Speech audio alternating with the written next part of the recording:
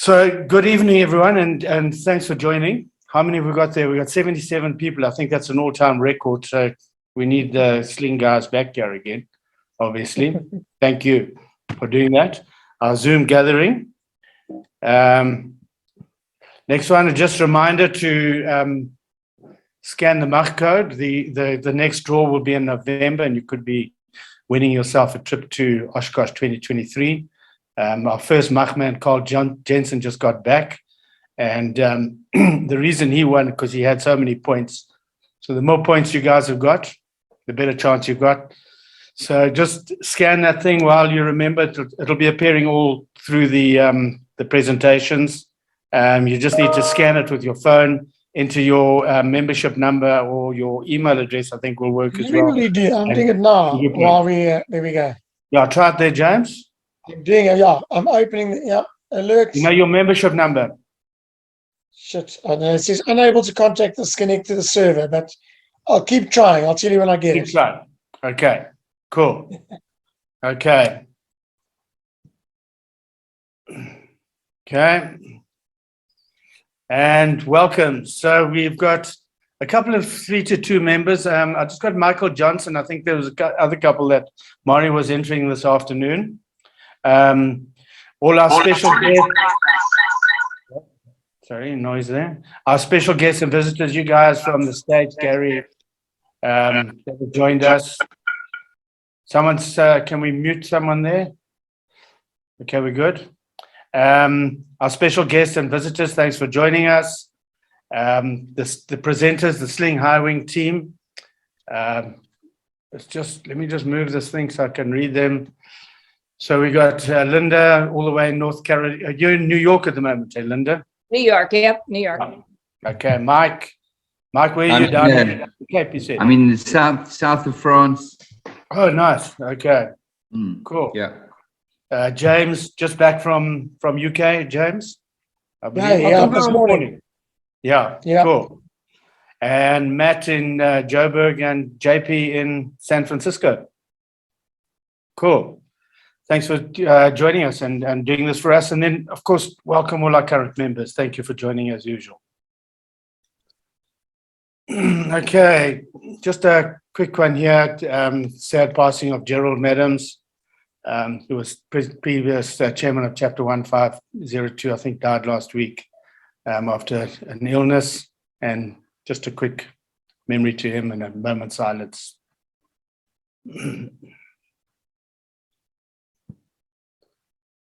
Okay, birthdays for September.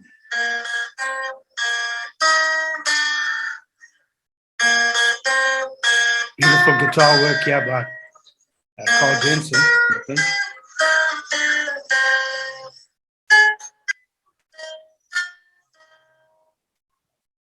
Cool. Special request was sent in by Taryn Myberg. Anyone have a 172 or 150 with a larger engine? I suppose she means the 160 horsepower. Available for hire 5th to 19th November for the Rally Flying World Championships at Brits. They're also looking for a Technam. If anyone's got a plane that they can put forward, please can you contact Ron or Martin. Thank you. Congratulations. In the last week or two, Kevin Hopper and his team at Krugersdorp for the first flight of the Orion Cup. You Sling guys may have a bit of competition here. It's a nice looking aeroplane there. Okay. Future events. Sean, are you here? Sean Cronin? Not online yet. Not online. Okay, he's traveling down to Cape Town and he has hoped he would said he'd contact once he gets to a Wi-Fi connection. So future event is next weekend, not this weekend, but next weekend.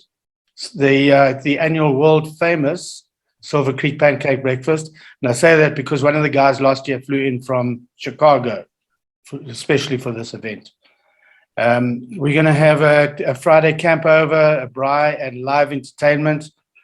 I think Dean and Frank are going to be doing the entertainment, and Saturday morning fly in and pancake breakfast. So please, if you can join us for the camp over, that's great. Otherwise, the Saturday morning, it's one of the bigger EAA events here, so make sure you don't miss that one.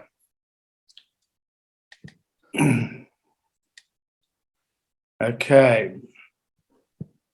And October, we've got the annual Brits Sun and Fun Fly-In, 7th to 9th of October.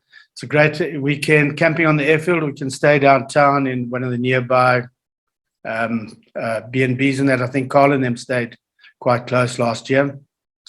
We're going to have a bit of flying competition. Rob Yonkers is going to put on a rally like we did last time, which was great fun. Simple one, not complicated or too taxing, and a bit of aircraft judging. So if you guys can make it, please try and stay over the weekend. It's a great weekend together with the Brits Flying Club. Just some pictures from last year, prize giving and the prime. Good event. Okay, so let's go straight into our main presentation. We've got Linda, Mike, James, Matt, and JP. Well, thank you for doing this and welcome. I'm going to introduce Linda for a start, and then she's going to introduce the rest. Okay. So Captain Linda Solos, MBA CPCC. Linda, what does CPCC stand for? A certified professional coactive coach. Okay, cool. ATP, we know, and ANP, we know that. So Linda, after joining a decade-long career in financial services, Linda turned a hobby, flying airplanes, into a career. She's now an Airbus captain for JetBlue Airlines, holds an airframe and power plant mechanic certificate. She was the first Sling high wing customer and came out to South Africa with her husband, Gordon, to build her aircraft under a build assist program at the factory. She currently resides at an airpark, Mountain Air in North Carolina, and has another home in Naples, Florida. She completed her aircraft in July, and with Mike Blythe, she flew to Oshkosh, USA. How's that, Linda? Was that correct? Wow. I'm not going to do that good an intro for anybody else. Well, I can tell you that while that is technically correct, it isn't 1% of what's really important about Linda. But I think you'll hear about that in the ensuing hour. Okay. I'll leave it to you guys. Okay.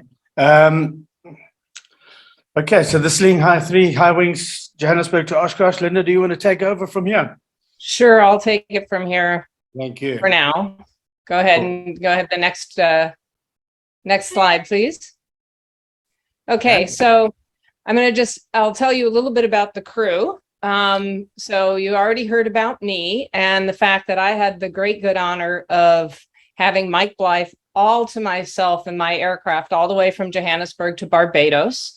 Mike probably, I'm sure, needs no introduction, especially with this crowd, but he has a number of world records in trike weight shift microlights, doing all kinds of wonderful adventures and learning about that. He was a Rotax dealer, and correct me if I'm wrong on any of this, Mike, who decided that maybe he'd sell more engines if he started building planes around them, and created the most wonderful aircraft, in my opinion, on the planet for us. And that's the Sling aircraft, starting with the 2, the 4, and now the high wing.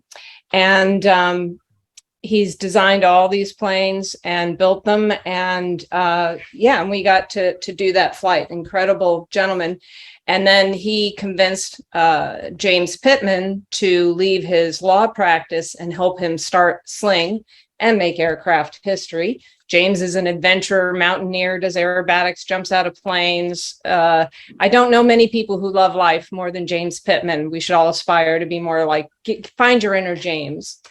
And then JP has a YouTube channel called The Candorist. And he's flown his 210 around the world and did a documentary on that was quite interesting. I highly recommend it, and has put together quite a following by introducing and having a tremendous influence. I have to say, there were people who would come up looking for JP at the Sling booth, just shaking with excitement because he had such a grand influence on their life. And I'm getting goosebumps, JP, just talking about it. You've really done a great things, not only for aviation, but for having candor and being open and willing to share your unique and very much valued perspective with the world. So thank you. And JP came out and built the first tail wheel high wing sling out in the factory, and we flew back. And with him was a buddy of his who was doing some filming, William. He's not here with us today.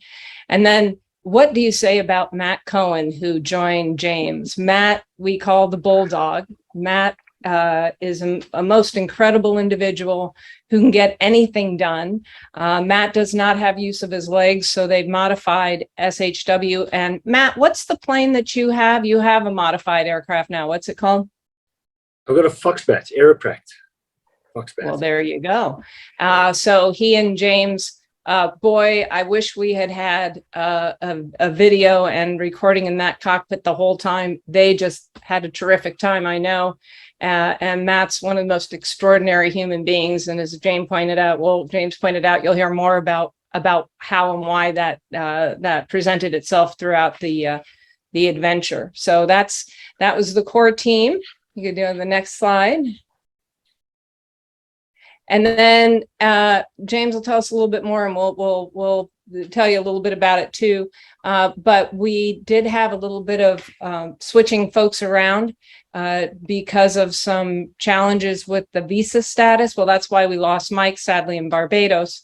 And then JP and William had to go commercially because that was the way their visas are worked out into the States. So we had some hero pilots who came and joined us.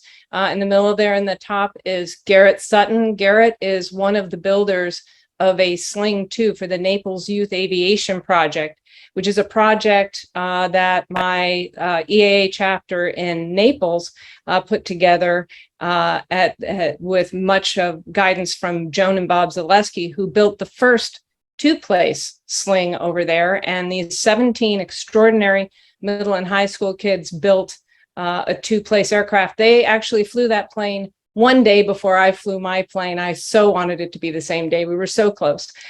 So that plane will be sold and the proceeds will go to the next plane and for scholarships.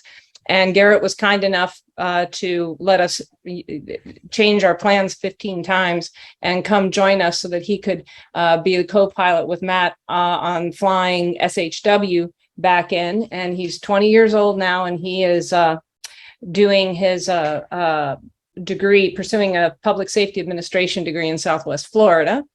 And then my buddy Gabriel, and I think they're both also on the call, is a fellow JetBlue captain with me, and he was kind enough to take time out of his schedule and come and be the co-pilot in JP's plane into the US.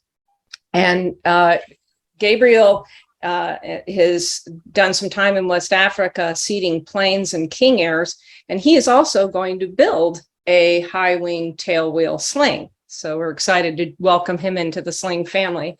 And then many of you may know the Toddens. Wayne Todden is one of the co-CEOs of Sling in the US.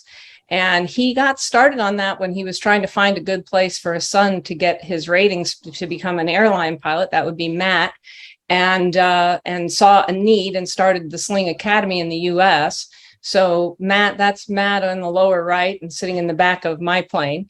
And he is a commercial pilot and runs the YouTube channel, and was Matt and Jess, Wayne's daughter, one of Wayne's daughters, who finished her private pilots right before Oshkosh last year. The next day flew the actual in the front pilot in command into Oshkosh. So it was great to have them help me fly into Oshkosh myself this year. And they came and joined us in the Bahamas and flew the rest of the trip in my plane with me. So that was the extended flight crew. Thank you guys all for coming and helping us out in our time of need. Go ahead to the next slide. And I just want to give a shout out to the people who really, really made all this happen is the incredible, incredible team at the Sling factory in South Africa. We started working on my plane back in November's. JP's I begin towards the end of January, and then SHW, the prototype, had some major renovations. So there was just a lot of people putting in incredible hours and, you know, making things happen to get ready for this grand adventure. And I just can't say enough. You know about a person by the friends they keep. And, you know, Mike and James, congratulations on putting together such an extraordinary group at your factory. And thank all them for your patience with myself and with JP through this process. And with that, I'm going to hand it over to James and let James start sort of telling you all about our tale. And then we'll watch as it all unfolds. And then the rest of us will just chime in as we feel needs be. Take it away, James. Okay, so just a couple of kind of waivers. I'm a lawyer by training. Before we start, I mean, the one is that I actually only got back from my flying journey at 11 o'clock this morning on flight BA057 from London back into South Africa. So I'm still finding my feet. And I am actually I'm not the person who put together this slideshow. So the actual slides here, it's a little bit different from the way that I'm kind of accustomed to doing it. So I'm going to kind of have to hack my way through it a little bit kind of as I go. So I would love everybody to jump in and kind of contribute as we go. I'm going to try and lead the conversation a little bit and discussion, just to kind of explain some of the kind of main considerations for us, on the assumption that everybody here is an aircraft enthusiast. And so Linda, Mike, JP, Matt, just like jump in wherever you can, and please ask questions kind of as we go. And then I think probably the next thing that I should say is that, you know, one of the things about aviation is that you're supposed to apply proper, considered, mature aviation practices. And this is definitely not going to be a lesson in how to fly your aeroplane from Johannesburg to Oshkosh. You know, this is going to be, I'm afraid, in some respects, a lesson on how not to fly your aeroplane. Well, it's a lesson in adventure. Yeah. And the reason for that is because in order to kind of do anything, you know, in this life that is worthwhile, you do have to sometimes kind of stick your neck out a little bit, you know. And I think that the main constraint that we had on our journey is that we had made a commitment between ourselves, each kind of for their own reason to some extent, to trying to get our aircraft to Oshkosh. Us as a business, obviously, we wanted to show our airplanes to the world. Linda wanted to have a Sling high-wing airplane to work in her lifestyle in America. And she got caught up in the excitement, and she committed, in fact, to us and to getting her. She would like to have had her Sling high-wing in Oshkosh a year earlier, but she was going to be, in the absence of us, our kind of demo model. And JP Schulze is a deep in his DNA kind of evolutionary adventurer. And he has had an adventure in a home-built aircraft planned, I think, for a long time. And he chose a route. And, you know, to some extent, unfortunately for him, he chose a route which involved an aircraft which we were also developing. And so he helped us with a whole lot of development work. But it means that we ran into time constraints. So on all three of these airplanes, we really worked very, very hard under very tight time constraints towards the end. And to be absolutely honest, we shouldn't have gone. But we have a lot of experience between us. We really do. I mean, JP's flown around the world. He's flown lots of airplanes. He knows them. Linda is a commercial pilot, and myself and Mike have developed airplanes and flown them a bunch of times around the world. So we figured that if anyone could do it, we could do it. and we were damn determined to do that. So that's a bit, you know, don't do this at home. I'm going to work my way through these slides as best I can. Everyone needs to jump in. I'm quite glad that the first slide is this Sling expeditions, because what this does demonstrate clearly is that we have done the stuff. If you'll just jump back, and Neil, what this does demonstrate is that we've done this before. So if at the end of this presentation you think to yourself, oh my God, I can't believe that these guys made it. From all of those other adventures that we've done in the previous slide, you go back over here, you know, you'll see that we do know it wasn't a fluke. We do have a clear idea of what we're trying to do. And we, you know, Mike and I flew our prototype 2-seater aeroplane around the world in 2009, showed it off at Oshkosh. In 2011, we flew our prototype 4-seat aeroplane around the world. We missed Oshkosh. We've subsequently done it in a 2-seater. It's become something of a kind of Sling tradition to test our aeroplanes ourselves and show them to the world in these long journeys. And this was, in many respects, quite an experimental flight to Oshkosh for all of us, in what really were ultimately 3 prototype high-wing aeroplanes, because Sling has always built development prototype aircraft. We test them, we make the necessary changes, and then we build what we call a production prototype. Because the high-wing was supposed to be, and is, in many respects, a high-wing version of the low-wing Sling 4 TSI, we thought we could get away with only a development prototype, also a production prototype. But actually, we needed to make quite a few changes. And so the aeroplane which Matt and I flew, which was supposed to be a production prototype aeroplane, was actually, you know, we hoped that it would be a production prototype. We had to make quite a number of little changes, and it turned into a development prototype.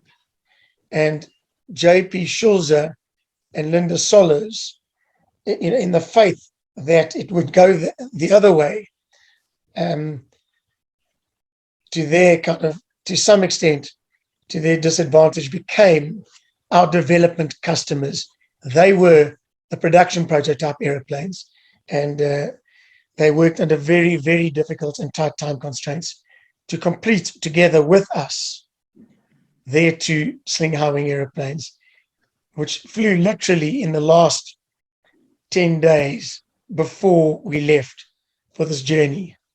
So when you hear the stories, remember, we were having a hell of a lot of fun. We spoke a lot. We laughed a lot. We joked a lot. But it was also quite an experimental and stressful journey. So that's the route. What's the most obvious thing about that route to Oshkosh from Johannesburg? It's direct. It gets us there really quickly. So it doesn't necessarily take you all the best places kind of on Earth, but it's a lot of fairly roughly equal long legs, with one quite particularly long one from Capo Verde to Barbados, 2,100 nautical miles, just over 17 hours. We estimated in a Sling 4 high wing in 0 wind conditions. As it turned out, we had quite strong tailwinds. In fact, we had strong tailwinds the whole way.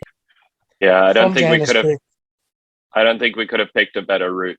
Like, honestly speaking, like bureaucracy wise, probably, but in terms of getting to Oshkosh, it was perfection.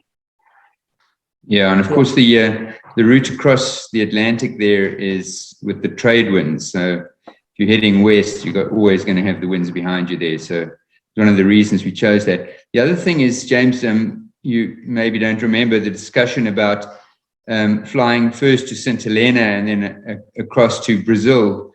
flying into the cold South Atlantic, or the northern route up to St. John's in Canada, the cold North Atlantic. And so that's a bit more risky. And so this was a safer route, even though it's quite a long piece across the ocean there from Cape Verde to Barbados. We did have a couple of kind of backwards and forwards amongst each other. Is it the right route? And ultimately, we wanted to get there quite quickly, so we went for it. And I would recommend the route. I'm going to say one more thing by way of introduction. This is kind of introductory to the actual journey itself. I've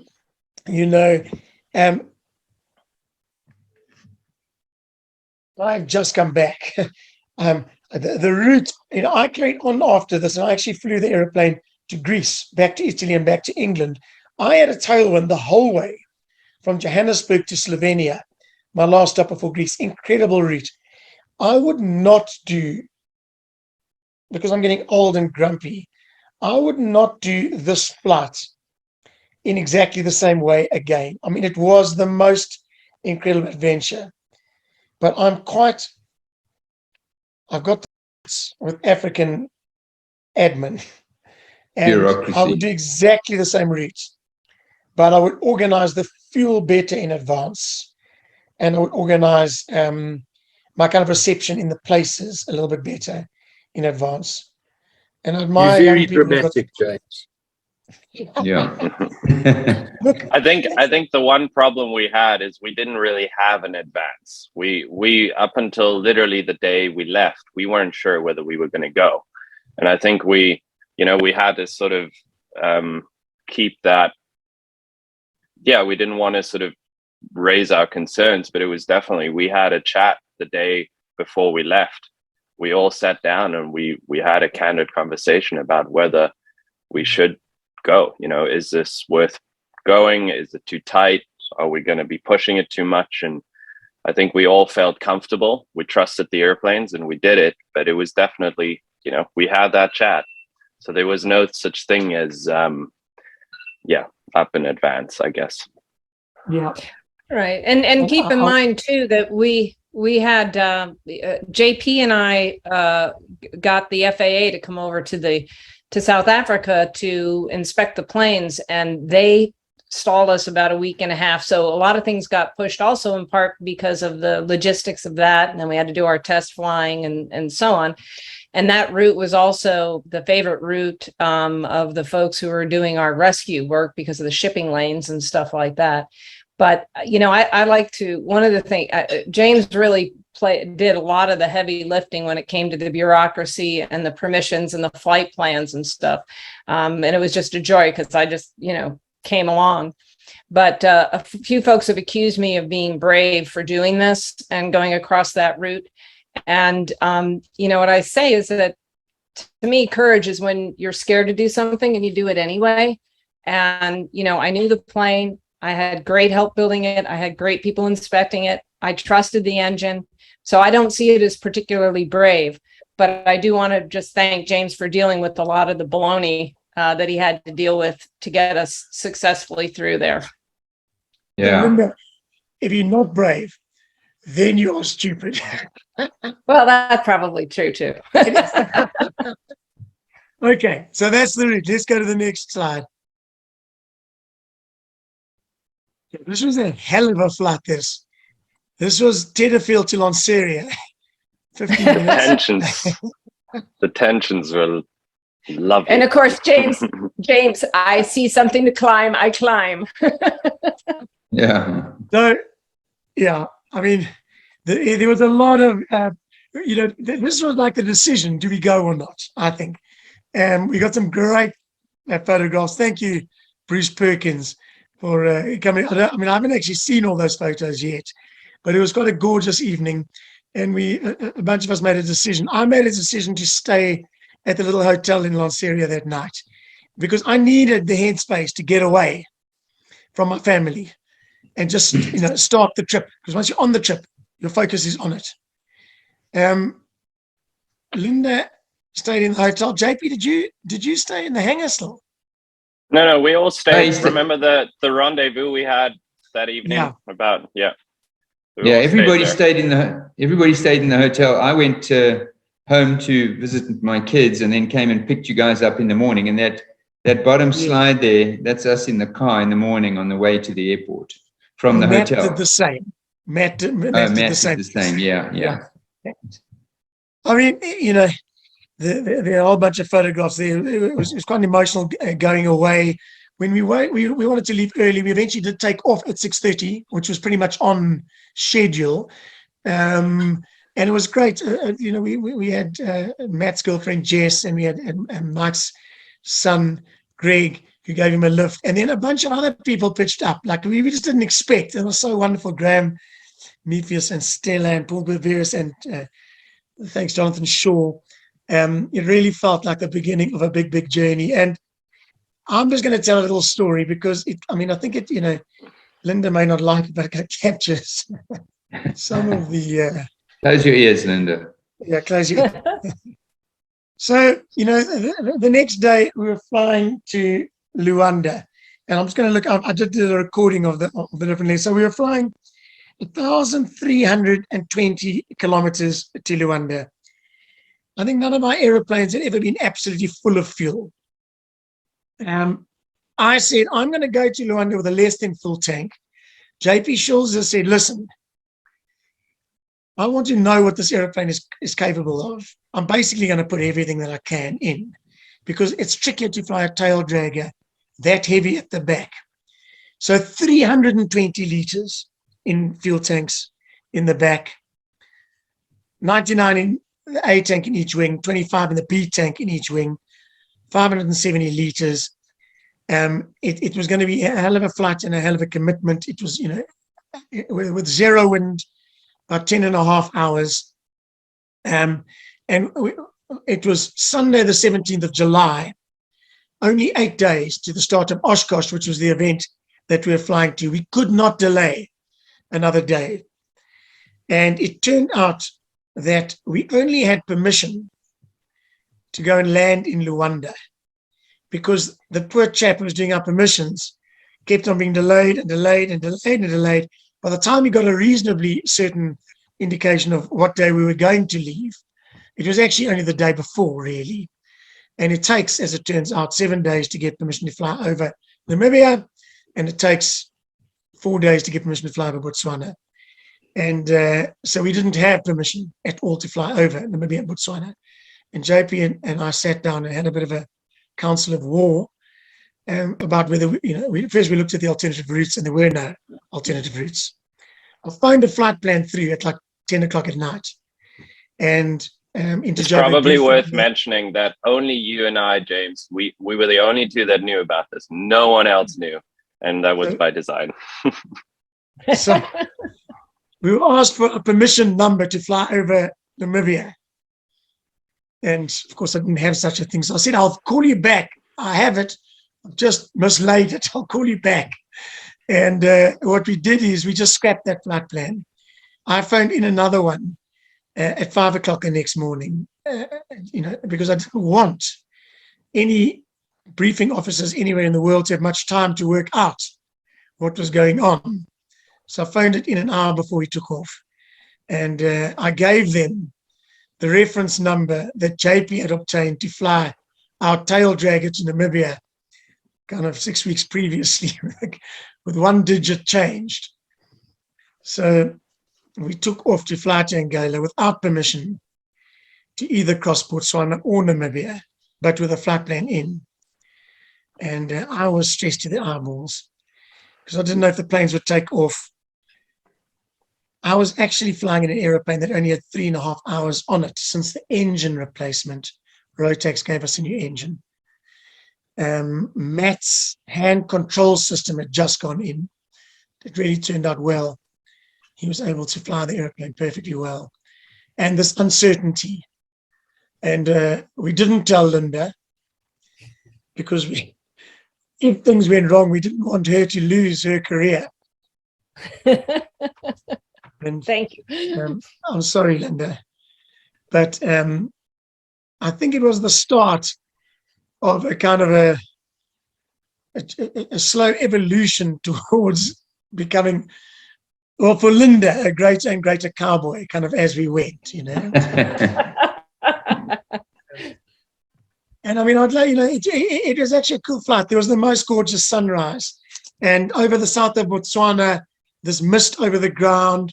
And I got those really emotional feelings. You know, we once made a film about my and Mike's first flight around the world. I remember we were kind of hugging each other and kissing each other. And I felt the need to do the same with Matt Cohen. Kind of, it was really an emotional moment as we took off. I don't know if you guys have got memories of that flight.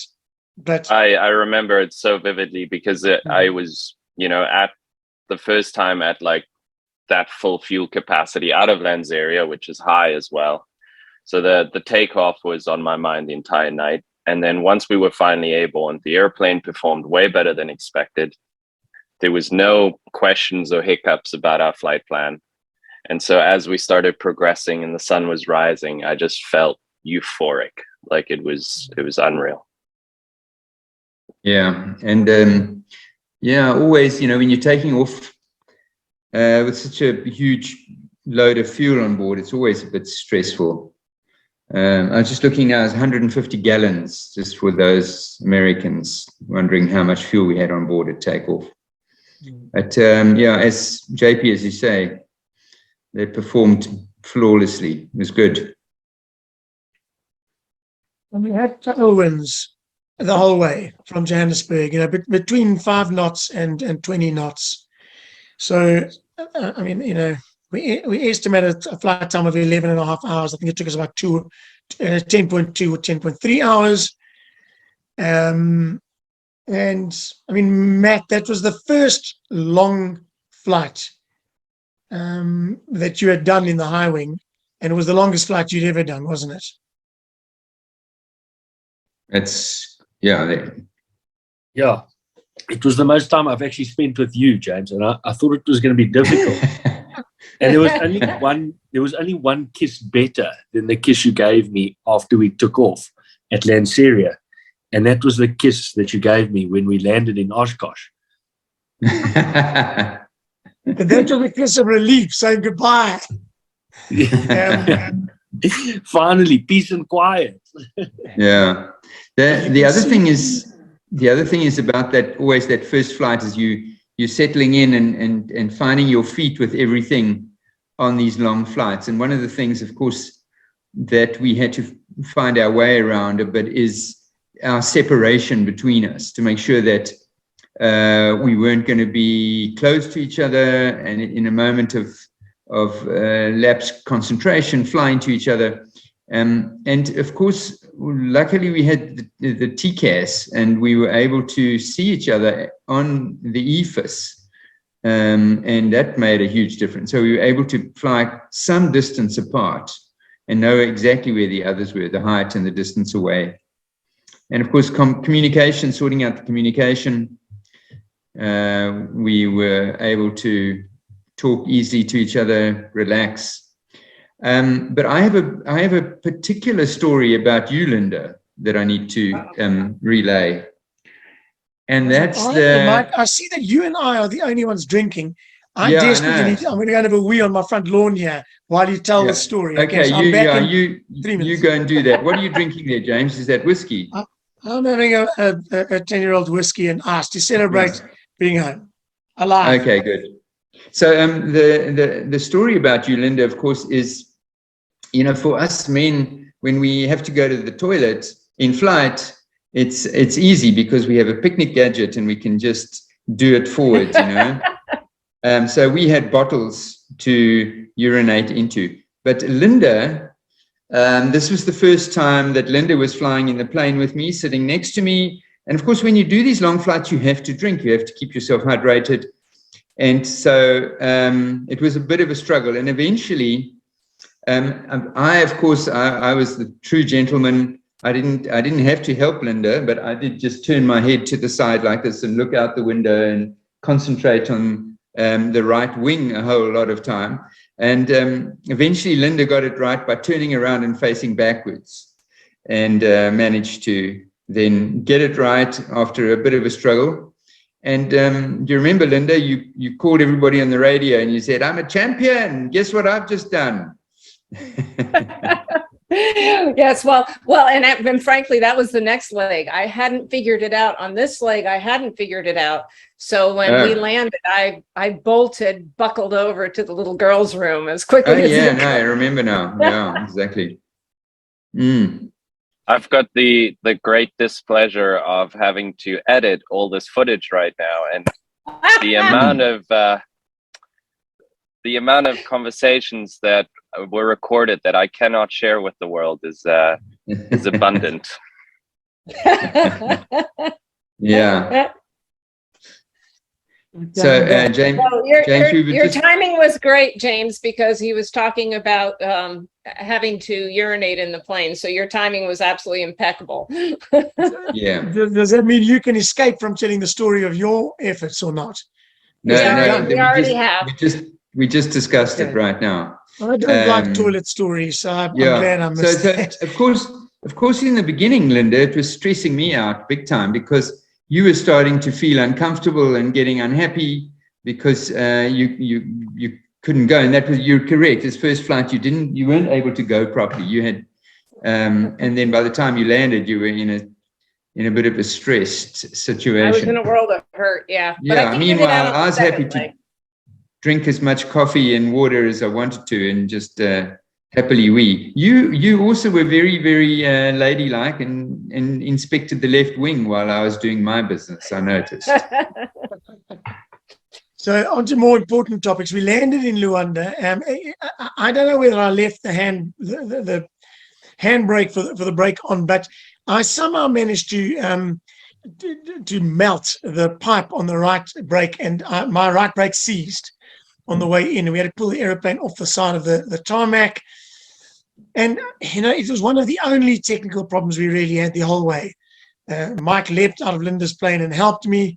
And we did a quick fix, initially on the side of the taxiway. And then while we were refueling in Luanda, in front of the terminal building.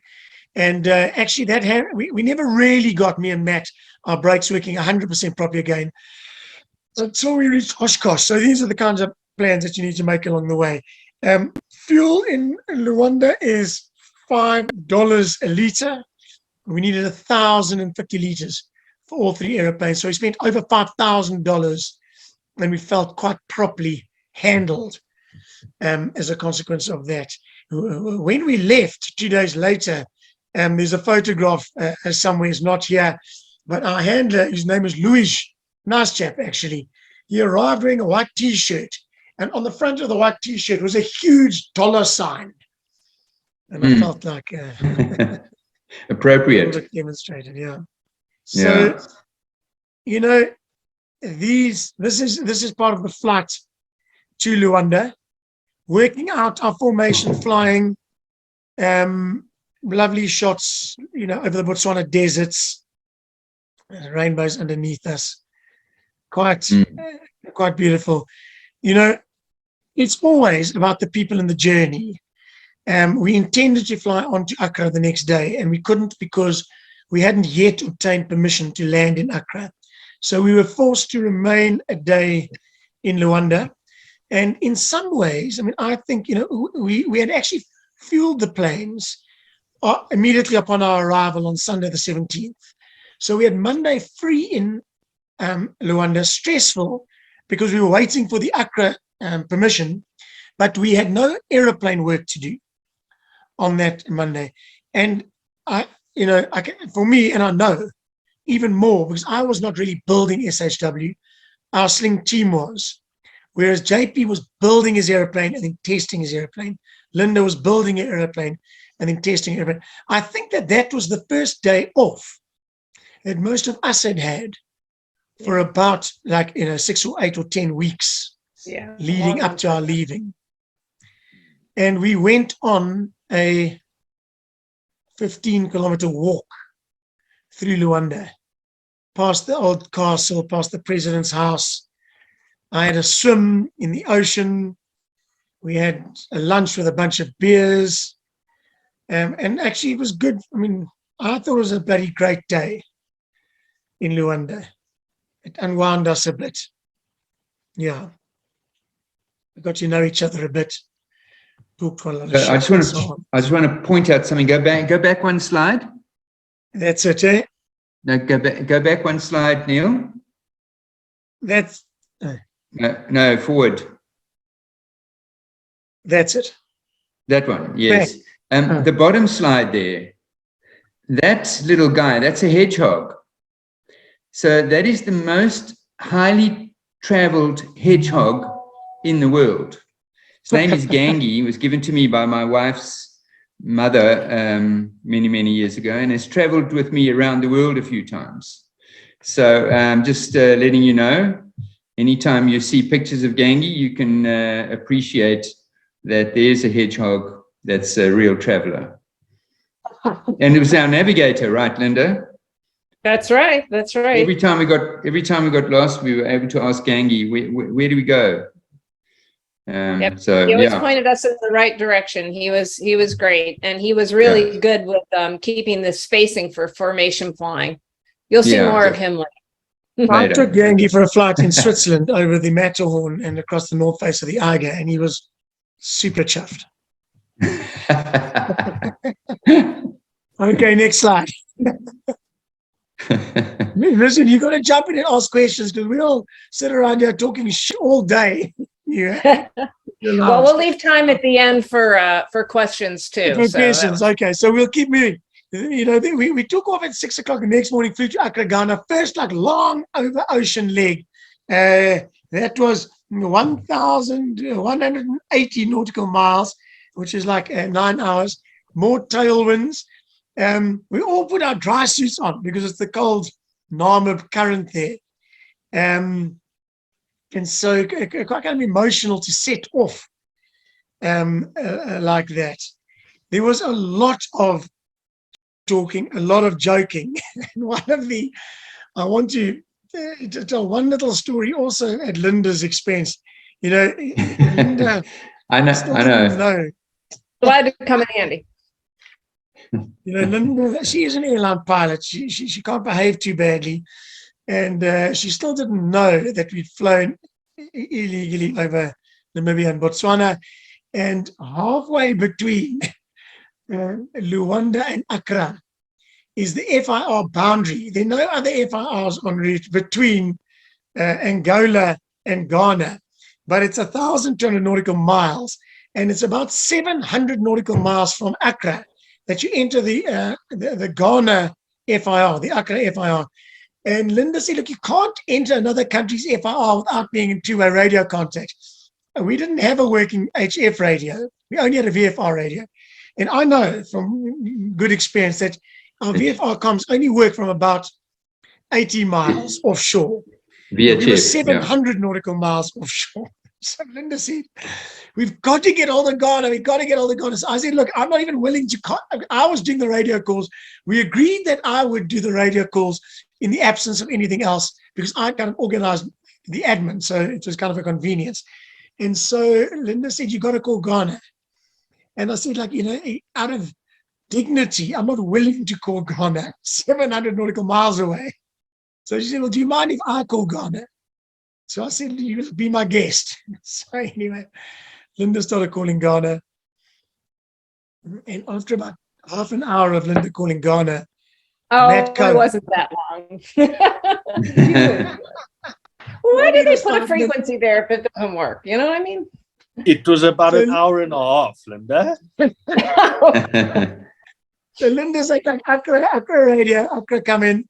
This is Sierra Hotel, because I'm saying, you know, Sierra Hotel Whiskey and Company. So she says, this is Sierra Hotel Whiskey and Company. You know, do you read us? Eventually, Matt Cohen decides that he's going to impersonate a Chinese ATC in Accra. I saw. No, I wasn't the only one who fell for that. Sierra Hotel Whiskey. This is Ghana. This is Accra, Ghana. We read you loud and clear. Please give us a position report. So there's huge excitement. No, I wasn't. No. And for about half an hour, Linda, assisted by JP, we're busy providing Matt with position reports, speeds, directions, air speeds. And the whole thing was a hoax. I will say, I was completely caught up in it. Like there wasn't an ounce of, I was like, because we were passing past this island. What's it called? The island that we, Sao I Tome. yeah, I thought maybe they were relaying via that or something like that. I was completely convinced. Do you actually think they've got an antenna on Sao Tome? No, but I think we're too far away. In hindsight, yeah, in the moment you're just caught up. And then it wasn't until I heard, please report over Tetherfield, that my world just, everything I considered reality just dissolved. It was an outer body experience, I'll be honest. That is when Matt said to me, listen, I'm getting quite bored of this. I've got to end it. So he says, hi, so, Sierra Hotel Whiskey. Please report next over Tetherfield, 1256. Anyway, so we were talking and laughing a lot. Matt was swearing a lot. JP was philosophizing. I was taking my music on my cell phone and playing it through the microphone. So you're able to play great numbers, you know. Brian Adams, Bruce Springfield, Dihamba Nawe, you know, South African groups over the microphone. You didn't play any of those good songs. You only played cuck music for all of us to suffer. Yeah, I heard my fair share of Afrikaans sokkie music the whole time. So when I leave home, I get quite kind of nostalgic. I played quite a lot of Macy and such stuff. Anyway, jump in. So the altitude that we were flying, Edzard, we were heavy out of, and correct me if I'm wrong here, guys, we were heavy out of Luanda. And so we climbed up slowly to about 4,000 feet, and we flew for a couple of hours, I think, at about 4,000 or 5,000. But eventually, on all of the legs, we climbed up to 10,000 or 12,000, basically, because these aeroplanes go faster. Essentially, without wind, we were burning 31.5 liters an hour, and we were doing at the beginning about 126, 128 knots, and at the end, high up, close to 140 knots, basically, on these flights. So, and we had a headwind from Johannesburg to Slovenia.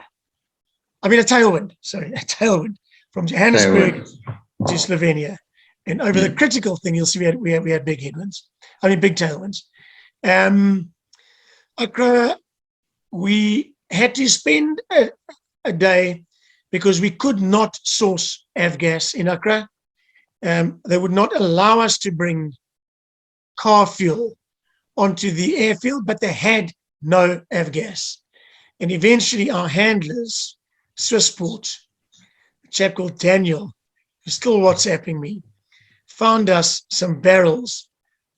I mean, I don't know how old those barrels of avgas were. They were rusted on the outside, but when you opened them, they were clean, nice blue avgas inside. Smelled right, looked right. Absolutely perfect, yeah. Yeah. So I mean, it was a mission from hell. Yeah. Do you remember, James, that also halfway through the fueling, they stopped the fueling because they said the handlers didn't have permission to supply avgas. And then they stopped that, and then eventually you had to go and run around for that. So, I mean, it took us kind of like 30 hours to source avgas. We filled half of our tanks. Then we got into trouble because there was no fire engine around. Then we had to write a waiver of liability and around avgas and the danger of fire and so on. So it was a mission. We wrote some lawyers' letters. So we lost our second day, and we were on a headlong rush to get to Oshkosh. Very frustrating. But you can see on that photo, like slightly up in the middle on the right, that we also were swimming in the swimming pool. It was very hot. We were making some friends at the refueling, because Ghanaians, like, I mean, they're the nicest people in the world. Even while they're saying, no, you can't bring car fuel, no gas onto the runway. And so it wasn't an unhappy time, but it was extremely frustrating. And so we the lost- glory of the high wing providing shade started to show its real value. Yeah. And when you do trips like this, you can see at the bottom photograph in the middle, you do need to drink quite a lot in order to ease the stress overnight. Anyway, so we did a long day flight to Luanda, a day's rest in Luanda, a long day flight to Accra, not a day's rest. We worked unbelievably hard in Accra, and we left early the next morning to fly to Capo Verde. We debated about going straight over the land, more hassle with permissions, much worse weather. The weather was bad in every direction to Cape Verde, but we took off and we flew to Cape Verde on Thursday, the 21st. Around the bulge of Africa. Around the bulge, 1,663. I'm looking here, nautical miles. And we ended up flying through some pretty bad weather, past West Africa. I don't know if anyone wants to talk about that. I mean, I think the airplanes handled beautifully. We were in contact constantly by Garmin InReach with Jonathan Shaw back in our office in South Africa. And he was watching our position on Earth, able to text us at any time, looking at satellite photographs and giving us advice about what he thought was best. We were on VFR flight plans. I don't know if you can really effectively fly around the world without ever flying either over or like through some cloud. And we were forced on that leg to fly through some cloud. And as it turned out, some quite hard rain. And obviously in those conditions, you can't fly really close together. This thing of seeing each other on TCAS was an absolute new thing for me. So we could fly 2 miles apart and look at each other on TCAS in a loose 2-mile formation. Quite remarkable. And we did have to split up a little bit. This storm was quite an interesting experience for me, because it was the first time that I've ever done this kind of flying with other airplanes around. And I think something that often people don't realize is when you're out there, you're committed. There's no turning around necessarily, at least not at that phase of the flight. So you're going through this. You're either going around it or through it, but you have to carry on. And there was sort of different stages of decision making happening, and then ultimately having to sort of, make decisions for your own airplane and your own best interest. And I ended up 45 miles away from everybody at one point, flying around the storm. James just beelined it and ended up beating us to the destination. And I think Mike and Linda kind of chose an in-between, but ended up in some, Yeah, but but we never hit a cloud. We went through all kinds of big openings. It was fine, right? Yeah. We were, we were able to stay in the clear, but we did fly through quite some rain. It was a long emotional flight. There was some quite proper weather along the way. We arrived just before sunset in Capo Verde. Great place to arrive. Beautiful island, dramatic runway, friendly, no avgas. And I've been one of the kind of, everybody contributes what they contribute. And I was flying with Matt Cohen. He had flown that airplane very little. And by this stage, he was landing and taking off in the airplane. But Matt came to be known on our journey as the Bulldog. And the reason he became to be known as the Bulldog is because when Matt Cohen gets his teeth into something, he just will not let go. So, if Matt Cohen needs some money to pay for his meal and he hasn't got it in a restaurant, he'll go and ask the people at the next table without shame. If he needs to borrow a car, he'll ask the people on the other table. He's not afraid of anything at all. And I'm actually convinced that Matt, who has no use of his legs, by the time we got to Oshkosh, actually was the most able human being amongst us. Because when we landed in Cabo Verde, we were exhausted. And 5 of the 6 of us got into a motor car, drove to the hotel, and sat and drank beer. As we left the airport, Matt said, listen, I'm not coming with you guys. I've found some guy here, and I'm going with him in his jalopy, beaten up, sort of decrepit motor vehicle to organize fuel, because we paid $8.50 a litre in Accra. We paid $5 a litre. In Accra, it was very difficult to find the fuel at all. And we sat and drank at the hotel from 7 o'clock until 10:30, at which stage Matt rolled in first in his car and then his wheelchair, having arranged permission to bring Mogas onto the airfield, a gas station to collect car fuel, The drums. 44-gallon drums to put car fuel in, and a pump to transfer fuel. And the transport to get the fuel to the airport. The battery to take us This is it, backwards and forwards. Yeah. And the effect of was that we could spend the whole of the next day basically refueling those bloody aeroplanes from the Shell garage, or what was it, a Total garage? No, Shell, yeah. Shell, yeah. Yeah, I had to arrange the tanks, clean the tanks out, the tanks that had oil in them or something, right, Matt? So Yep. they had to get the tanks cleaned. It was what, over 9 hours that whole process took us? Yeah. And getting the pump was a mission and a half. We rode around prior for probably 2 hours, Matt, trying to find the pump. Eventually we found a pump, and luckily we got that pump, because it really saved us. Without that pump, we would have still been there pumping fuel. The pump we got the next day, but a lot of the admin Matt did the night before, kind of thing, Yeah, exactly. So it actually had worked out quite well. It was hot as well. You can see us lying under the wing of the aircraft there on the bottom left-hand slide, resting, waiting while a couple of us are fueling elsewhere, Those are the drums, the top left-hand picture.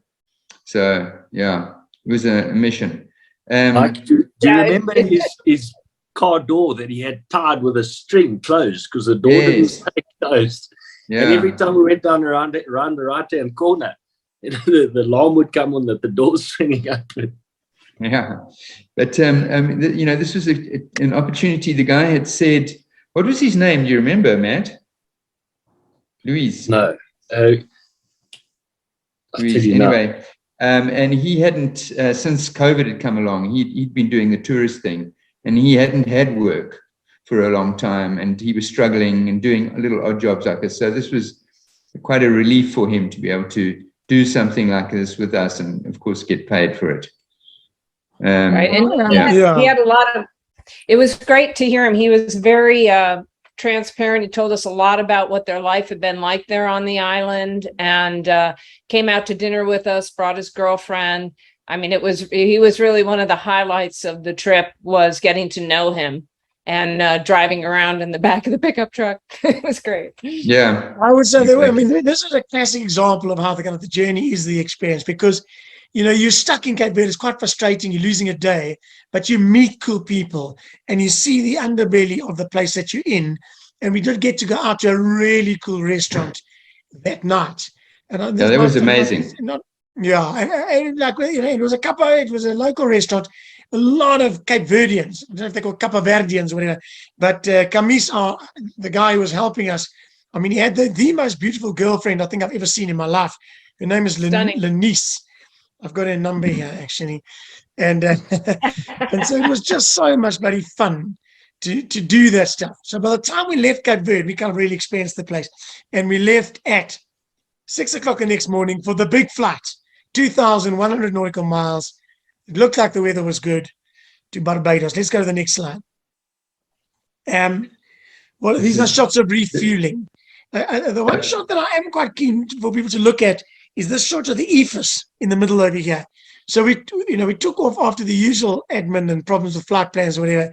And it was the only day really that we took off long before, or quite a good period before sunrise, because it was the longest flight. So it was quite dark. And we took off. And one of the first things I said to Matt is I said, listen, Matt, check out this nice downhill runway. We took off and I looked out towards the west and I said, can you believe it, Matt? 2,200 nautical miles of nothing but ocean ahead of us.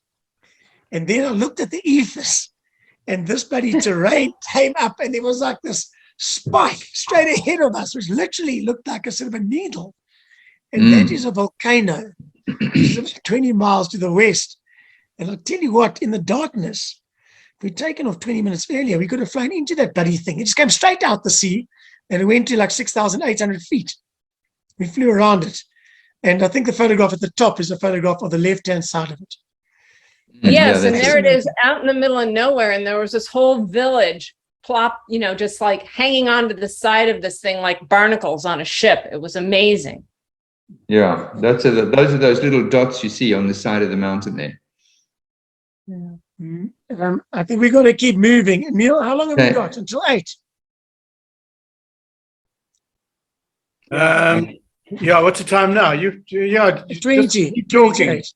Keep talking. There's nothing else that we're doing after this. Yeah.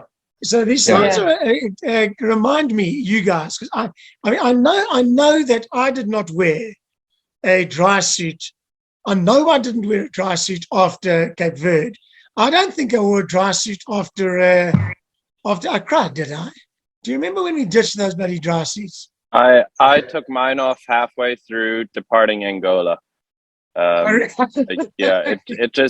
was so warm. Like it was 24, 25 degrees at 8,000 feet. It just didn't, heat exhaustion of a trip like that would just be too much. So and I actually swam in Angola and the water was really quite warm. And if you crash in the ocean, a dry suit actually is going to make it more difficult for you to swim effectively and so on. And so we ditched the dry suits. We put them in our emergency gear so we could get them out. And if we got into a raft, we'd be able to, get a dry suit on to keep warm over the next number of hours and days if necessary. But I figured from that point on, until I was in the Arctic Ocean, I figured like bugger this, I'm not going to wear a dry. None of us wore a dry suit from that point onwards. We were going to have these very smart $4,000 dry suits, which are called Viking. They're supplied by the Swedes. JP did a bit of research and he found $200 dry suits that are Chinese knockoffs. And as far as I think they're every bit as good, aren't they? Basically. Yeah, those suits are amazing. Absolutely. Yeah, they were good. I thought they were quite comfortable. They were great. Except the problem with the dry suit for me was that the zip was across here, this way. So the guys would have to be fairly well endowed to take advantage of it, but it doesn't work at all for a girl. So I want to see if they have ones with the zip that goes 90 degrees differently. But Linda, you managed. You managed fine, Linda. I did. I heard you giving sighs of pleasure as it worked out. Yes. Well, it was kind of nice because the dry suit became kind of my own little bathroom. So it gave me some privacy anyway. And let it fill up at our feet, and it kept our feet in. Yeah. No, Matt, we did not do that. Talking rubbish. Okay, so what's the flight plan there? Yeah. I'll just add that we have I've just been editing a great sequence where Linda, James, and I tested these suits in James's ice cold winter Johannesburg swimming pool. And yeah, they are actually pretty remarkable. And there's Genge. There's a better shot of the front of Genge. Yeah. And the shot I took quite a few of these shots just of the wheel spat I was flying on the right. Matt was the pilot in command on all these flights. So I was on the right, and that's my right-hand wheel spare. But it illustrates how perfect the weather was, for a lot of our flying. There was weather towards Barbados. We did have to detour about 30, 40 miles to the north. But basically, we landed in quite a bit of wind, but basically the weather was good. And we did see one ship, but sorry. Part of the reason we did this route was because from a rescue perspective, it was good shipping lanes, but we didn't see as many ships as I anticipated. But there's a picture of one of them on the left there. Yeah. Yeah. It was windy in Cool. Barbados, but it's fine. Okay, next slide. I just threw this back up again.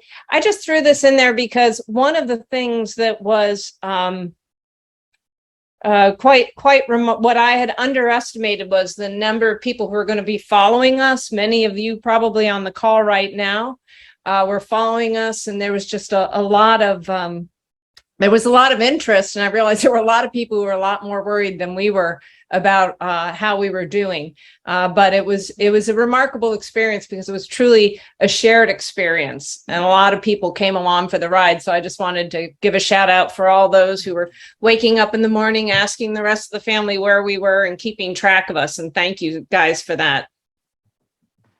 It's so cool to be able to talk as all of us together again now tonight, because one of the things that is easier about this journey is that we flew in the day all the time.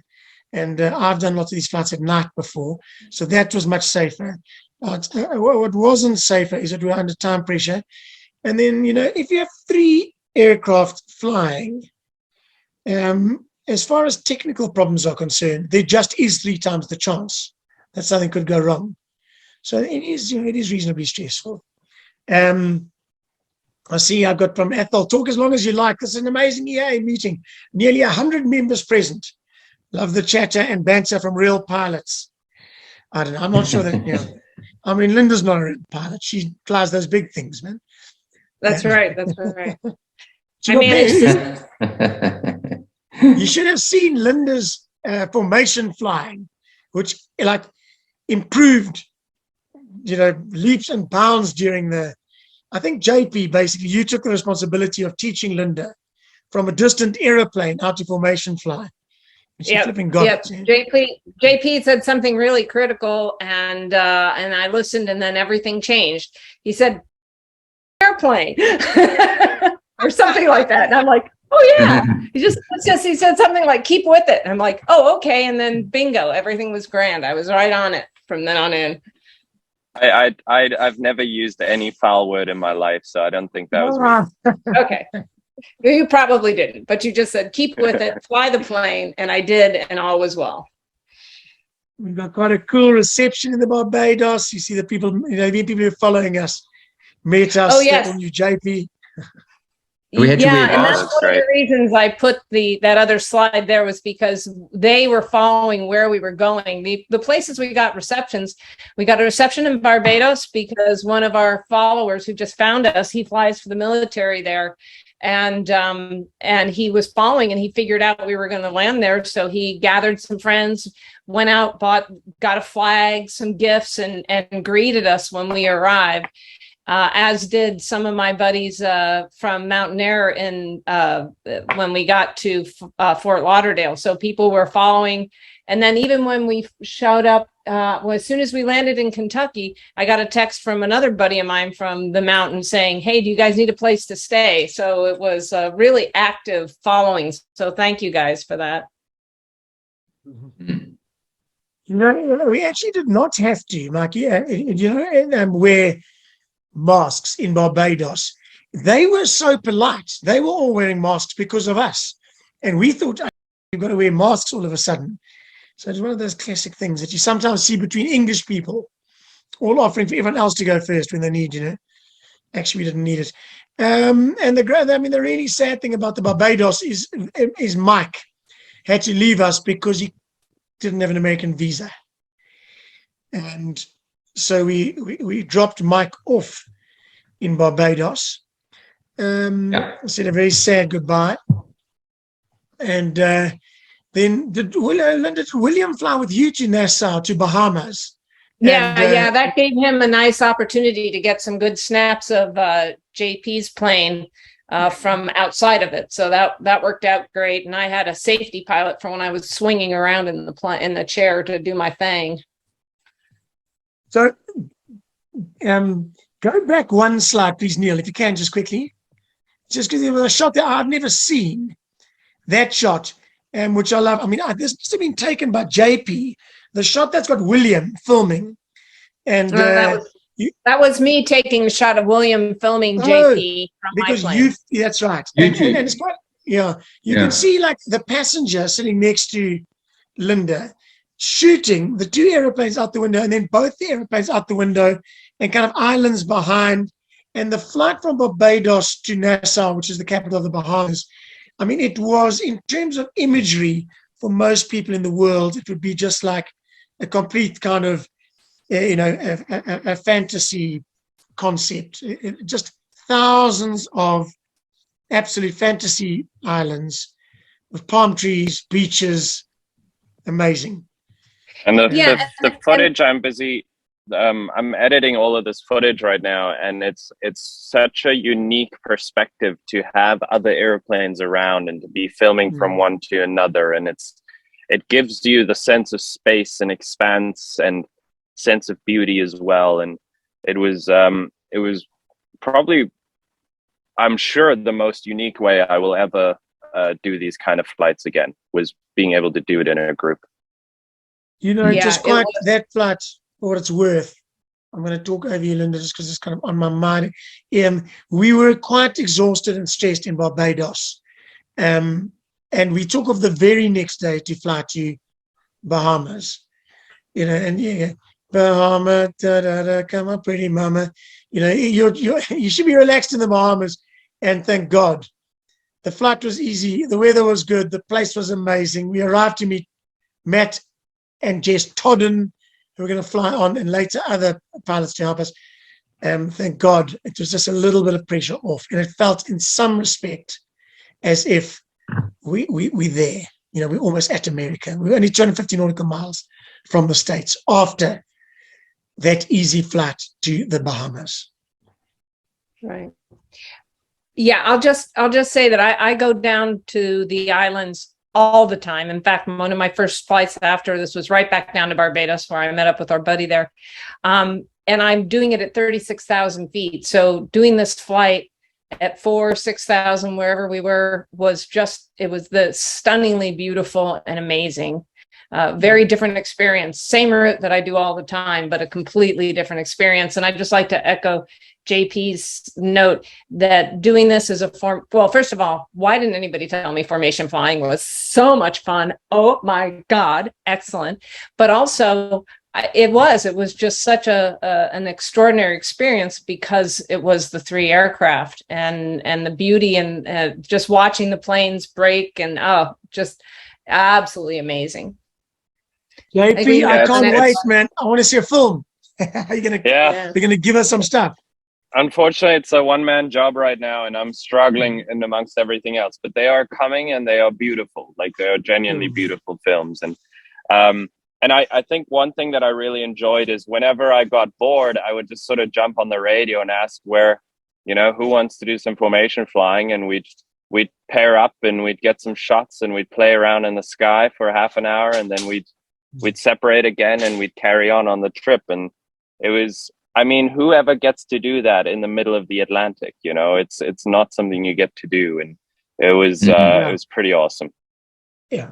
In the middle of the Atlantic, on each side, 1,000 nautical miles to the closest piece of land, and you're flying in formation with your mates, having fun, dirty jokes. Yeah. Well, and I'd like to give a shout out to Rotax, because I'm not sure it would have been nearly as much fun and ease in a different kind of an engine. They're really good, solid engines, and so it was easy to be able to focus on the fun and not be watching the engine instruments or worried about pouring oil in it halfway across.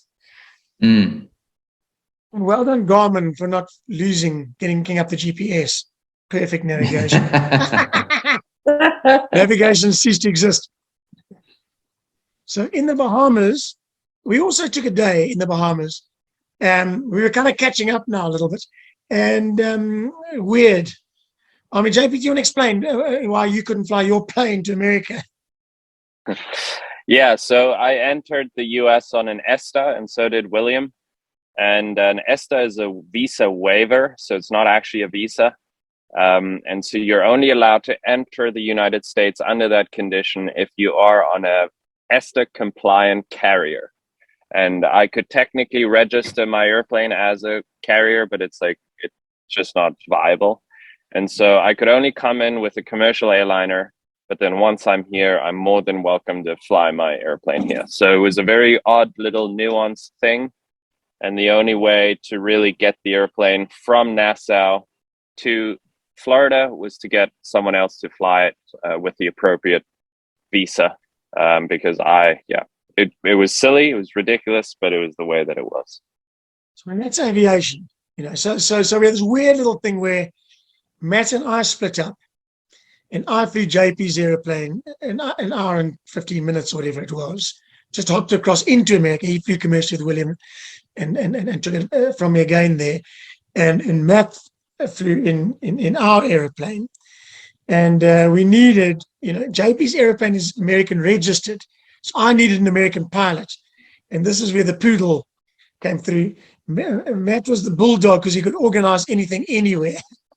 And Linda, because she also proved able to organize anything anywhere, became known as the poodle. She brought Garrett, her 19-year-old junior builder friend from the EAA youth program in Naples, to fly with Matt, and a really close JetBlue pilot friend who we'd met in South Africa, Gabriel, came and flew with me in the American, JP's American aeroplane across. And Linda flew across with Matt and Jess Todden, who wanted to make some films. And some of you may have seen parts 1 and 2 of the little cool movies that they are making of High Wings, Nassau to Oshkosh. To sort of circle back to what I think you said earlier, James, about how it seems like everybody watching the trip and following along was more nervous than us, in the airplane. That sitting in Florida, waiting for you guys to arrive and tracking the flight and seeing someone else fly my baby was the one of the most nerve-wracking things I think I've ever done in my life. So I was quite nervous as well, actually. I keep on reminding myself, I'm in a tail dragger. It's quite weird. Well, and I think Garrett and Gabriel are actually on the call. Are you guys on the call? While they unmute, I'm just going to say, that flight from Nassau to Fort Lauderdale Executive, which is sort of a little high-end private GA airfield in Florida, was chaos. Because we literally were thrown in together at the last minute, and we should have briefed. We were all kind of quite cocky at that stage because we'd come a long way. There wasn't really time to organize. Garrett is a CPL IFR, but he's only 19. And he is a gentleman of note, unbelievably competent. Garrett, if you're listening to this, you're a bloody hero, man. Thanks for flying under those unbelievably difficult circumstances where we were on the wrong frequency. I'm not going to try and explain everything, but I switched aeroplanes. I just done all of the radio calls. So I continued to do radio calls as the leader, SHW and company. I wasn't even in SHW. And then they refused in Nassau to let us take off as a group. So everybody then had to be handled themselves. And so, SHW was told to squawk something. Matt was on a different frequency with Garrett. So they were squawking the wrong squawk. ATC got propped off with me because I was talking to them as SHW. Anyway, it was a nightmare. We also the other thing we had to do while we were there was because now we were going to have 2 people in my plane. You can see up in the upper right there, we're getting the fuel out of the extended range fuel tanks. We had to drop 2 of the tanks to make room to get Jess and Matt in my plane. So that's the other aspect. And then when Sorry we got to interrupt. Marie, can we talk now, or why did you said to unmute? She said to unmute. No, it was specifically Yeah. for Gabriel and Garrett, if they were online. Oh, sorry. So anyway, so we I didn't mean to cut to where we'd arrived at FXE, where but if you want to go back to the actual journey itself, but that was just reminding me. So we had to take those tanks out when we were in Nassau and dispose of them to rearrange things. But go ahead. You finish the journey. I finished the service. So Garrett was incredibly competent and actually got us in under the airspace. I think I was flying with Gabriel, who's a wonderful JetBlue pilot, obviously a licensed pilot. So he enabled me to fly with him into America. I mean, Gabriel, I think, must have thought we were absolutely mad. Gabriel had the unusual pleasure of being in South Africa exactly 3 weeks before and visited Bona Bona. And after dinner in my home here in Westcliff, we were joking about Americans being attacked by wild animals. The next day, saw a child in his presence attacked by a leopard in South Africa and had to protect everybody. So, I mean, I think that there must be Americans, Linda, friends of yours, who think we're all completely mad. Well, and I'd like to point out, too, that Gabriel came all the way out to South Africa to fly with me while I was doing my 40 hours. So he could be my safety pilot while I was playing with the equipment. I mean, there's a lot of sophisticated equipment in the avionics there that's way more sophisticated than the avionics I fly in the Airbus. And he was kind enough to come out and help me get my flying in. And then he came and joined us there, too. So it was fun. Oh, man. Okay, let's jump. We took out the gas tanks out of the back of my aeroplane, and JP, you flew your gas tanks to Osh, didn't you? I carried Linda's so that just to Florida and then took those out as well because she wants to do some adventuring in her plane using those tanks. So have you picked up the tanks yet, Linda? Yes, I did. They're safely in my hangar. And one of the things that was terrific, I mentioned before that one of my buddies from Mountain Air was tracking and figured out when we were going to arrive in FXE. He came to greet us, and it was absolutely a critical piece of the whole puzzle because, as you can see in the lower left-hand side there, Steve, thank you, Steve Pauly, for helping us out. He put those in the back of his tank, and another mountain buddy of mine, Fred, allowed organized so that we could leave them at one of the fixed-based operators there at FXE until I had a chance to go back and collect them. So he drove them over. It was right next door, but the extra 5 minutes, 10 minutes it would have taken us to take them over there saved us because as soon as we departed out of Fort Lauderdale Executive, they closed the field for the weather. So we skedaddled out of there just in the nick of time. And had we not done that, we'd have been stuck for hours. I don't know when we would have ended up getting to Oshkosh. So thank you. It was real weather across America at that time, next couple of days. If anyone's interested in seeing kind of what this next part of the journey involved and how, go to Sling Pilots Academy and check out parts 1 and 2, part 3 to come of Sling Pilots Academy's Matt and Jess explanation of this section. Let's go to the next slide. We flew onto a little air. Is it in Tennessee or is it Georgia, Decatur? We stopped for lunch. Matt and I had a little technical issue which we solved there. There was a downpour during lunch, and it was so hot that some of us went out and stood under the pouring rain, got sopping. Really quite fun. I used the rain as an opportunity to wash my airplane. It was great. Yes, he did. It was great. Yourself a little bit as well, JP. Yeah, absolutely. and we flew on. JP took over the kind of, because he's much more experienced at flying. GA in America took over most of the navigation and radio work from Florida onwards, and we actually changed the point at which we were going to end up. I think we wanted to go as far as we could, and you actually had somewhere else a little bit closer in mind, didn't you, JP? And then suggested Bowman.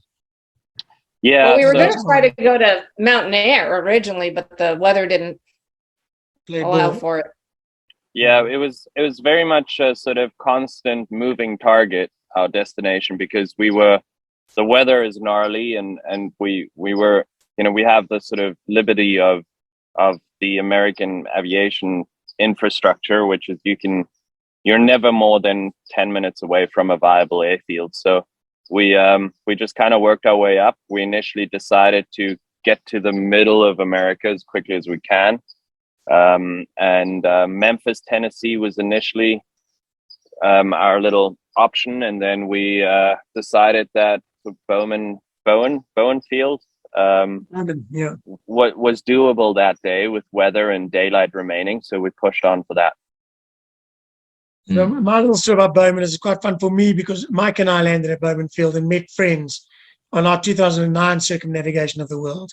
It's also Bowman Field, the oldest continuously operated airfield in the United States. I think in the world, because presumably the United States one is the next slide, Neil. Say again? I was just asking it there. Oh no, the other way. Just trying to get to the Bowman slide. One. That's all. There you go. Thank you. And the other little strange thing is that let me move the thing on top of my. There's a chap here talking to Linda on the second from top left shot, and that is somebody who is in the line, has ordered and paid a deposit for a Sling. Did you hear the story, Mike? A Sling highway. No. And we landed just as the sun set with storms around. Really dramatic. I got a beautiful, you can see the shot at the bottom. That's a shot of Linda ahead of me and Matt landing with the runway ahead of Bowman Field. We landed there, and this chap kind of came running out, and he said, "Oh man, I don't believe it. I've been tracking you guys for a couple of weeks, and I saw you. You didn't expect us to land there, and I saw you guys from my deck chair on my front lawn, and I said to my wife, those guys are going to land at Bowman Field, and I've been following these guys, and I'm in the line for a Sling highwing." And he said that his wife said to him, "You bloody mad." And he said, "I'm jumping in my car and I'm going to go there." And he was waiting for us as we landed. Number 93 in the line for Sling highwing, lives in Louisville, Kentucky. And there he was, which is super cool. And remember the last time you and I landed there? Yeah, I remember it well. Chris was there. Chris Haroff. Haroff was there, yeah. Yeah. And flew us. So really very, very cool. Yeah. We actually couldn't refuel. It was a bit late. We refueled the next morning. We spent the night in a Madison hotel there. And the next day we were determined to get to Oshkosh, now Wednesday of Oshkosh. So we slept the night before that in Nassau, Bahamas, then Louisville, Kentucky. And I think somebody else should talk about the day to Oshkosh, because I've been talking a lot, and because I mean, I wasn't on the flight. I wasn't on the flight. I was watching you guys. I was tracking you guys, of course, and looking at the weather. And on the tracker, it doesn't have the weather on the same thing, So I was seeing you going all over the place. Yeah. And I was saying to Sue, for sure they're dodging weather there, and went back and landed again. You went back and landed again, didn't you? Yeah, I can probably, I can take over a little bit. Let me just unmute properly. It was a very challenging day of flying. The get there-itis was very real. And I had because I was the lead of the group for the day, or at least we nominated me to be initially. And so we departed early, there was this massive squall line, probably around almost 2,000 miles across. And we had to somehow get through it. And so departing Louisville was hectic. You know, it's a big area as well, very busy airspace, and just gnarly weather up ahead. And then trying to liaise with a few IFR airplanes, you know, like much bigger and more capable airplanes than us. They were starting to turn around because they couldn't even get through the system. And then, you know, the pressure of knowing that there's essentially thousands of people waiting on the other end for us to arrive that day. It was tough, but I actually walked away feeling pretty good about my decision making because, you know, there was a point where I said, guys, I'm not at least comfortable going, and Linda felt the same, and James followed suit, and so we went back. We sat down. We had some horrible McDonald's for breakfast, and then we very closely monitored the weather, and there was going to be a gap in about 45 minutes time of weather moving in, and we timed it beautifully. I mean, we got out of there just in the nick of time. We had smooth sailing out of there, and then for the first time the entire trip, on the damn day that we have to arrive at Oshkosh, we have headwinds. And it was wildly frustrating because you're so used to going 155, 160 across the ground, and suddenly we're sitting doing 120, you know, and it's just, just really wanted to get there. But subconsciously, I had thought that was it for the weather side of things. We're good to go up until we passed Chicago. And we were confronted with this just insane thunderstorm. And it was a line that if we had a bit more time, we could have easily flown around. The problem we had was that at 2:30, the air show starts. And so the Fisk arrival essentially closes at 2:00. They'll sometimes push it to about 2:15. But 2:00, you're supposed to be on the arrival. So you're supposed to have already entered the first waypoint and be in line to enter Oshkosh. So we're managing all of this. We're dodging an insane storm, knowing that we, at the time, were going to arrive with about 3 minutes to spare. And it was gnarly. You know, you come this entire way, this huge feat, and there was this likelihood that we may have to divert to another airport and sit there for, you know, the rest of the day, sort of avoid the whole. There was also a welcoming party waiting for us. It was, you know, the get there-itis was probably about as crazy as it could ever be. And then we ended up doing this rapid descent from 14,000 feet down into a hole in sort of dogfighting formation. You know, it was nuts. Fun. Yeah. And we scooted right in, and then we hit another small storm, which we weren't expecting. And I think we entered the arrival with 1 minute to spare. It was about as down to the wire as it could ever be. And then we had a quick briefing on frequency about how we're going to land, because now we're in a formation, and the Fisk arrival, you know, is pretty intense and stuff. And we just ended up in tight formation the entire arrival in, and ended up landing in formation, which, you know, with a, 14 knot crosswind or something. Strong crosswind. You on the upwind side to try and give you the best chance. Yeah, and James and I ended up deciding to swap sides so that I didn't, you know, my cross control inputs, in case something did go wrong, was in favor of avoiding the other two airplanes. And we literally landed in formation at Oshkosh. I think we hit the wrong dot, but it didn't matter. We, you know, we were off we the were runway. the last people anyway that before the show. So yeah, I mean, you know, it was kind of quiet the moment we arrived. Yeah, it was remarkably quiet, but it was insane days of flying. Like, just in hindsight, actually extraordinarily challenging. And then wrapped up in a tight formation landing as a flight of 3. Absolutely nailed the landing, by the way. Very, very stoked on that. And I got some footage of that.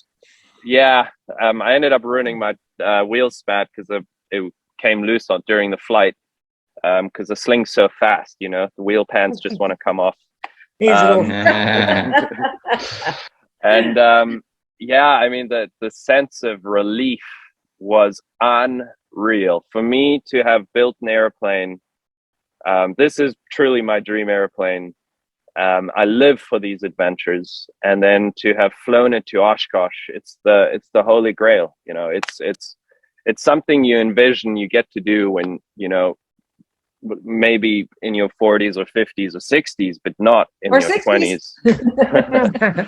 And I felt incredibly grateful and privileged and lucky and proud to be there. It was an extraordinary day. Definitely top 3 days of my life, for sure. That's great. Yeah, a lot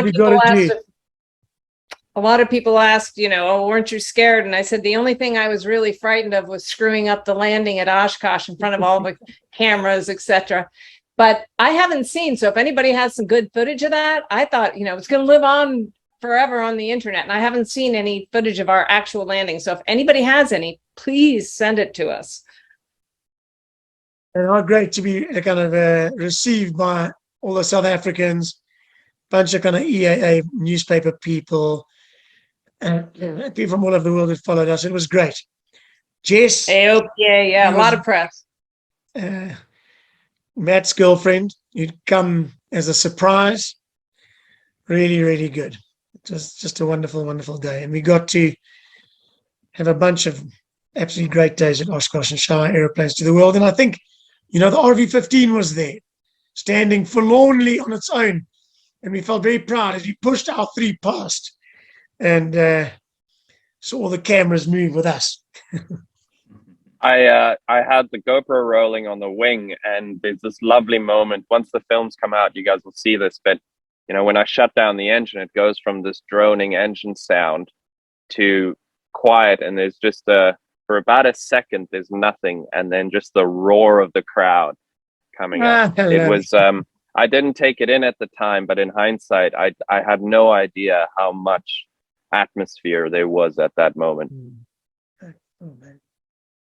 So, yeah, that's how you fly to Oshkosh. Yeah, and then we had a wonderful time at Oshkosh. And I think that's really when it hit me, the impact that our journey and our whole stories were having on so many other people. It was amazing, the people who came up, who wanted to meet us, who were inspired by us. Two things I underestimated about this trip was, one, how short all the legs would feel. None of them really felt long at all because we were so busy and engaged the whole time. And the other was the impact that we were having on others. It was quite humbling, and I'm truly honored and appreciative that everybody was so excited and kept close track of us. And it was a great experience. Amazing. We've got a question here. Hi, James and Mike. How many orders did you get for the Sling High Wing from the Oshkosh AirVenture exhibition? I mean, you know, there was loads of interest, lots and lots of people asking. I've met up with people in England afterwards. I don't know. It's a process. You get the name, but we have taken now 190 orders for Sling High Wing airplanes, having delivered 2. One to Linda, one to JP. That's it. So we've got a lot of building ahead of us. Feels good. In the process. Yeah. Hi guys. Some challenges. Hi, it's Paul Astucci at James, Mike, Linda, all you guys. I've just shared or just felt the same amount of admiration now through this presentation as we did when you guys actually took off that Sunday morning and we watched you intently as you traversed over the globe across to Oshkosh. And we were so hyped when you guys got into Oshkosh from this side that it was quite amazing. And I think I speak for many of our EAA members as the national president here in South Africa. I speak for many of the guys here in South Africa that watched this. And we were absolutely blown away. I mean, it was just something to behold. We know, I mean, obviously you guys have a little bit of a reputation in doing things very well. And you've done this before, but at this time, it just, because it was quite a lot of you guys together, it just seemed so much more sort of like it was, the admiration was into the red line, you know what I'm saying? And I think that you did such a fantastic job. I think no one in general aviation in this country actually can come close to what you guys do. And as an EAA member, I'm absolutely blown away and proud, and I don't know what other word to use in terms of what your guys' features and how you actually managed to do this. And I spoke to a lot of aviation or non-aviation guys as well. You know, we sort of, I put it out on my Facebook page there and I said, look at these guys, okay, and what they can do. And I tell you, there was a whole contingent of guys that probably didn't know that you exist, were also blown away at this mean feat. And because I, you know, obviously I laid it on a bit to say, listen, you don't understand how difficult this job is. And I think that certainly from my side, as I sit here now as well, I'm still blown away by your efforts. And I think that it's just unbelievable. And thanks a lot for doing this presentation tonight. It's something to withhold. Thanks, guys. And as always, take care out there. Thanks. Yeah, thanks. Thank you, Paul. Thanks very much. Can I say something? It's Athol. Yes. I just want to say that I've been following Sling for all the years, right from the time when you did the rocket firing of your first Sling 2. You might remember it, just in near Macro there in Sunny Hill. Remember where you were? We fired the rocket to test the parachute on the Sling 2. Yes, I remember that. Very well, and it landed on the factory next door. Remember the parachute? Yeah, exactly. That's right. But the presentation you delivered tonight is, of course, absolutely amazing. And I think every one of us who've watched this presentation tonight is in awe. I also want to say, you have taken the South African flag to another level. In fact, So somebody is recording this, aren't they? yes, you are. Yes. And James and Mike, I don't know which one I'd vote for, president or vice president of South Africa. But if we could get people like yourselves to be, okay, you never want to be politicians. It's a dirty job. But, you've really, really put South Africa on the map. And from my side, having spent lots of time with Linda, interviewed her, made videos with her, and with all the team, I just want to say thank you so much for what you've done. And Godspeed, keep it up. We're waiting for the next chapter. I can see Mike running away here. Thank you so much, Ethel. Thank you so much, Ethel. That's like super kind, man. That's really, really Thank kind. This is a long ride ahead. Yeah, I'm back. Thanks, Ethel. The next chapter is a 10-seater twin jet engine jet, pressurized, and we're going to fly it around the world nonstop And it's supersonic. It's supersonic, and it's with all 10 of us in the aircraft at the same time. It's Rotax jet, to be clear. Rotax. Yeah, Rotax is doing a jet Thank you. engine. Just a big Thanks, news. Ethel. Very big news. Mark, I think your next trip's going to have to be to the moon, my friend. All right.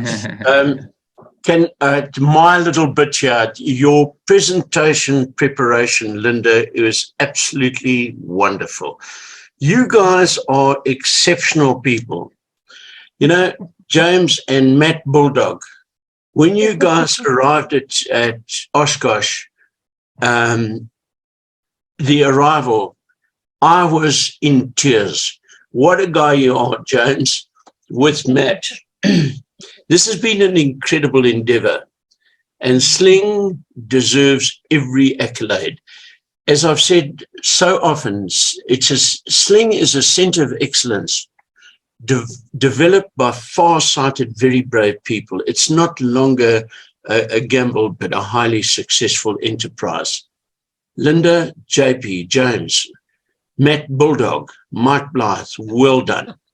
And I saw that the numbers here were 99 going up and down, so probably about 130 people who tuned in. And a big thanks for sharing with this, your enthusiastic fans. JP, you summed it up as the ultimate feeling of being proud, as we are. Well done, you guys. Thank you. Thank you, Carl. Thank you so You much. better make sure that Carl Jensen wins that prize again next year. We want him at Oshkosh. If I do, I'll be there. Excellent. Great. Good. Okay, guys. Thanks, man. We're coming to visit you. Just so anyone is interested, the SHW is just outside Cambridge, a top farm, which is Sling Central in the UK. And she's being flown back to South Africa, leaving end of September by Pilot Bambi, that Dutch woman, with her boyfriend, a guy called Moritz. And they will arrive back in South Africa end of October, beginning of November. Mike, they would love us to go and meet them. Meet at them. Kubu Island or somewhere. Maybe we get a bit of a team together. We're talking about that. So, James, your route after Oshkosh, James, was up into Canada, then Greenland, Iceland, England. Then you went all the way down to Greece on holiday, then flew back from Greece. My whole family in the aeroplane, me, Andrea, Asher, and Max. And because you all got there through different means, Andrea and Asher had the opportunity to collect a lot of luggage. And so there were four of us and luggage for four. And I had the joy of flying my family in my aeroplane, right across the Mediterranean, from Milos in Greece to Kefalonia in Greece, and then on to Reggio, Calabria in Italy. And so I've got a whole other adventure, which it was a wonderful flight to talk about sometime. And much easier. But a flight from Europe to America through Iceland and Greenland is much to be recommended. And in a Sling I-Wing or a Sling TSI, you can do it on stage. So another time, but another wonderful adventure. Well, it's just so wonderful to spend time with you guys again. Miss you guys so much. I'm missing everyone too, man. I'm coming to America to fly with you, JP and Linda. It really does feel like a little family reunion. It's pretty great. Yeah. Thanks, dudes. Great. Goodbye, Thanks, everyone. guys. Well, Thank you, guys. Ciao, Thanks, Paul. guys. Thanks for. Ciao, Paul. Ciao. Ciao. I'm going, Thanks. bye. Thanks, everybody. thanks, guys. Cheers. Thanks for Thanks, joining. everyone. James, Linda, JP, Mike, Matt, you guys are awesome. Thank you so much for sharing. Thanks, Thank Mari. you. Thank you. Thanks for Cheers. having us. Okay. Thank you, guys. Yeah. Thanks, guys. Cheers. Bye-bye. Cheers, guys. Thank you, guys. Thanks, guys. It was really great. And looking forward to seeing all of you next week.